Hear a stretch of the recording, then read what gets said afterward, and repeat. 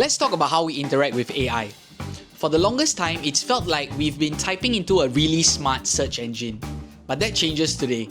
Instead of trying to type the perfect prompt, just speak to Copilot using natural language.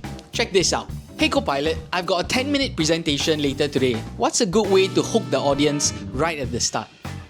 Absolutely. One great way to hook your audience is to start with a surprising fact or a question that gets them thinking. It could be something intriguing or even a little bit counterintuitive, just something that really makes them perk up and lean in.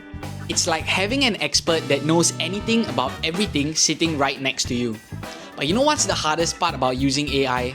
It's about giving it context. Wouldn't it be easier if you could just share your screen with Copilot? Check this out. This is exactly where Copilot Vision comes in. You just share your screen and Copilot sees exactly what you see. Hey Copilot, can you take a look at this Excel sheet and tell me where we are underperforming? What I can see on your dashboard, it looks like the bedding category is the one that's lagging behind a bit. You've got lower sales numbers for that category compared to the others. So if you're thinking about where to focus some extra attention, that might be a good place to start. Anything else you'd like me to dive into?